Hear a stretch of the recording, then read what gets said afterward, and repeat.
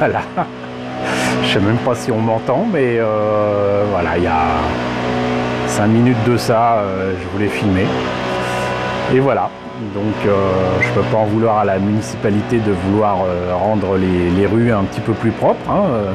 Bravo à vous les gars. C'est juste que toute l'après-midi c'était calme et pile poil au moment où je voulais filmer. Voilà, donc bienvenue dans mon quotidien.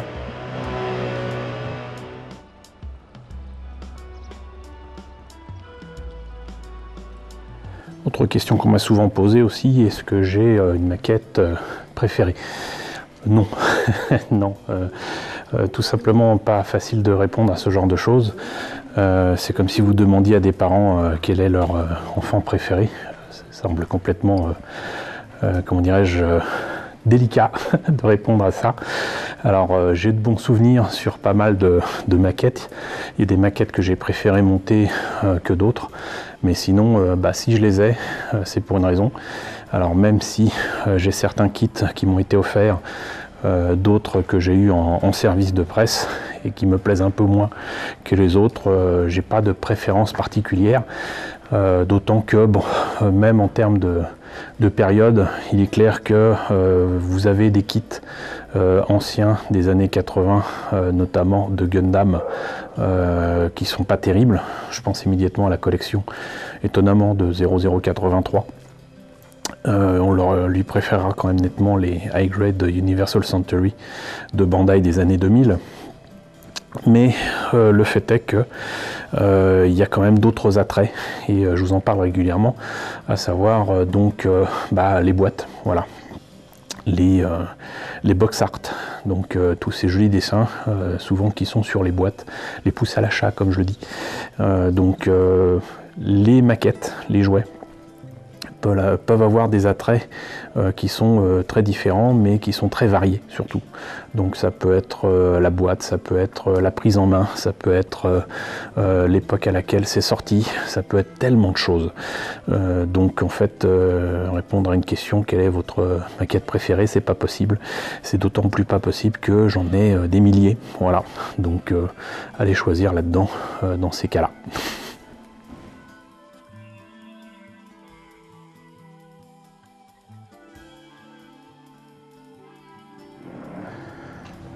Ce qui m'est souvent demandé aussi, c'est est-ce que j'expose, est-ce que j'ai une salle avec des vitrines, avec tout ce que j'ai réalisé dedans. La réponse, ma foi, elle est simple. C'est que non, je n'ai pas la place pour exposer, tout simplement parce que j'ai énormément de kits réalisés, beaucoup plus que certains pourraient croire, et que tout cela prend de la place. Et que les vitrines, ça coûte aussi de l'argent. Alors, il y a très longtemps, j'avais une très grande vitrine que j'avais récupérée à mon premier boulot en fait. J'ai été responsable de la presse à carton à prise unique et ils avaient jeté une très grosse vitrine que j'avais connue toute ma vie entre autres. Et il manquait juste une vitre, mais c'est pas grave. Il y en avait deux en fait, j'ai pris les pièces d'une pour faire l'autre et j'avais récupéré une grosse vitrine qui était très solide et dans laquelle j'avais pu mettre des maquettes et des jouets. Mais ça n'a vite pas suffi. Et quand je vous dis ça, c'était donc quoi, il y a presque 30 ans. Donc forcément, c'était pas évident de placer tout ça. J'ai vite compris que de toute façon, je n'aurais jamais l'occasion d'exposer ça correctement. Et donc, il est apparu évident qu'il valait mieux que je trouve des solutions et que je trouve, comment dirais-je, des méthodes d'exposition.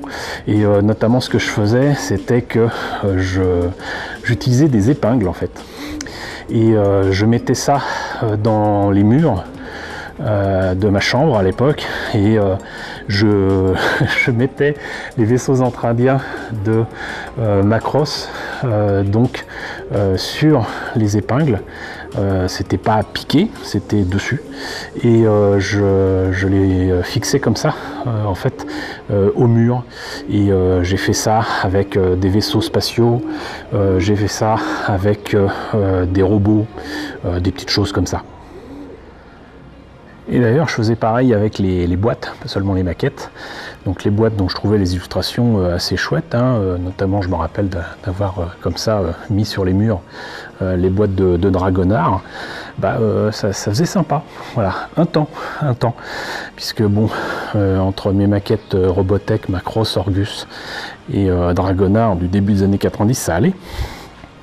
Mais rapidement, c'était pas suffisant. C'était pas suffisant, et c'était pas non plus facile de tout exposer correctement. Du coup, très rapidement, je me suis retrouvé avec un bordel sans nom, dans non pas une vitrine, mais vous savez, il y avait des secrétaires avant dans le temps, donc des meubles avec des panneaux qu'on pouvait baisser et qui servaient à travailler dessus, comme sur un bureau. Et puis au-dessus, des fois, il y avait des petites vitrines avec des vitres qui coulissaient. Et c'était un meuble que m'avait filé ma mère et qui lui avait servi quand elle était plus jeune, qui avait donc un certain âge, et j'ai pu l'utiliser un temps aussi. Mais là aussi, ça s'est avéré pas suffisant. Ce que je veux dire par là, c'est que rien ne vous oblige à exposer ce que vous avez réalisé, et que vous avez peut-être même tout intérêt à les protéger en les remettant sous boîte, en les emballant. Avec la meilleure volonté du monde, trouver le moyen d'avoir des meubles pour finalement exposer tout ça, et notamment des vitrines. C'était possible un temps avec les meubles Ikea. Vous avez peut-être connu ça, des meubles qui étaient donc de très belles vitrines, hein, d'ailleurs, qui coûtaient pas bien cher. Je crois que c'était dans les 60 €, peut-être 70, je sais plus. Maintenant, bon, avec tout ce que j'ai, c'est pas facile. Et ce que je veux dire aussi, c'est que du coup, il m'est apparu évident que le seul moyen de sortir mes maquettes et de les exposer, c'était lors d'occasions particulières. Et même si, entre guillemets, c'est relativement récent, enfin pour moi, pas pour vous, exposer mes maquettes lors de salons et de conventions, c'était ce qui semblait encore le mieux. Donc au départ, j'ai sorti surtout mes vieilles maquettes des années 80, ensuite les maquettes des années 90. Ensuite, comme vous le savez, je vous l'ai déjà raconté, j'ai travaillé avec les gens de Bandai pour faire des initiations de montage de maquettes Gundam, et j'ai continué à exposer des maquettes et même des jouets à cette occasion-là. Et donc ça a été à Cartoony, ça a été avec les débuts de Japan Expo, etc., etc. Et donc en fait, la raison pour laquelle je fais des expositions du coup en convention et en salon, c'est pour ça. Et du coup, maintenant, vous le savez, si j'expose en salon et en convention, non seulement c'est pour ça, mais ça me permet surtout de sortir mes maquettes de leur boîte et de montrer le résultat fini. C'est valable pour quelques maquettes que ce soit. Et après, je les range dans leur boîte et ça rentre dans des cartons. Et c'est d'autant plus important que dans cette logique d'exposition en salon et en convention, il me faut bien évidemment les protéger pour pouvoir les déplacer. Donc les remettre ensuite dans des vitrines ou quoi que ce soit, ça rime à rien. Et puis très sincèrement, je n'ai pas ce qu'il faut pour l'instant. Voilà, pour l'instant. Mais qui sait, un jour. Puisque je commence à vous connaître, comment dirais-je, je vais répondre à une question que vous êtes certainement en train de vous poser, ou peut-être à un commentaire que vous êtes en train de poster.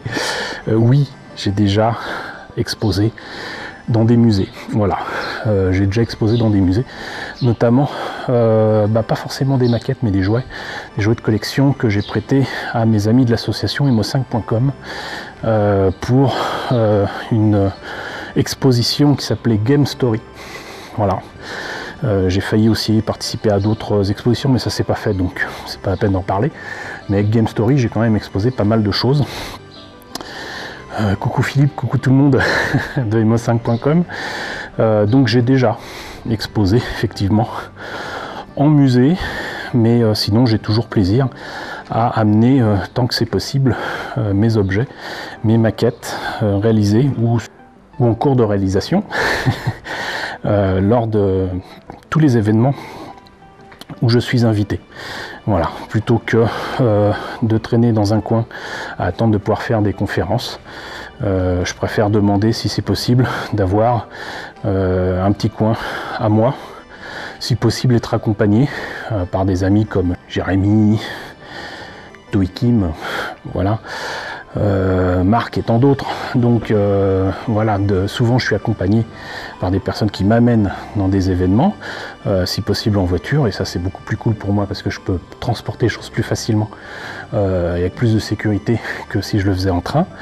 Mais en attendant, donc j'essaye de le faire autant que faire se peut, et c'est pour ça aussi que lorsque je vous parle d'événements, je vous invite à venir me retrouver, parce que ça sera justement l'occasion de voir les maquettes en question en vrai. Voilà, donc là-dessus je pense que plusieurs personnes peuvent en témoigner de ce qu'il en était donc sur les stands d'exposition. J'ai Helios par exemple, hein, voilà. Donc si je vous parle d'un événement, surtout n'hésitez pas à venir me voir, non seulement moi, mais aussi mes maquettes. Donc voilà, c'était le petit sujet du moment, ce 4e vlog. Ça n'a pas été sous les toits, ça a failli l'être parce que là il commence à pleuvoir, hein, sinon c'est pas drôle. J'avais peur qu'on me roule dessus. On est de nouveau dans une période d'orage et de mauvais temps. Donc voilà, évidemment, quand je suis sorti, gros soleil, il faisait très chaud, et puis au moment où j'ai commencé à tourner, il a commencé à y avoir des gros nuages, il a plu, moi je vous le dis, moi je suis maudit. Quoi qu'il en soit, j'espère que ça vous a intéressé. N'hésitez surtout pas à me dire ce qu'il en est dans la section commentaires, n'hésitez pas à liker, n'hésitez pas à partager, n'hésitez pas à vous abonner si ce n'est pas déjà le cas. Coucou aux nombreux abonnés qui nous ont rejoints ces derniers temps, bienvenue ici. Coucou aux grands anciens qui me suivent depuis plus de 4 ans. Merci à tous de votre fidélité, merci à tous de votre soutien sur Tipeee et sur Paypal. Surtout, prenez soin de vous. Je vous laisse avec la liste des contributeurs de la chaîne et je vous dis donc à très bientôt pour un nouveau vlog.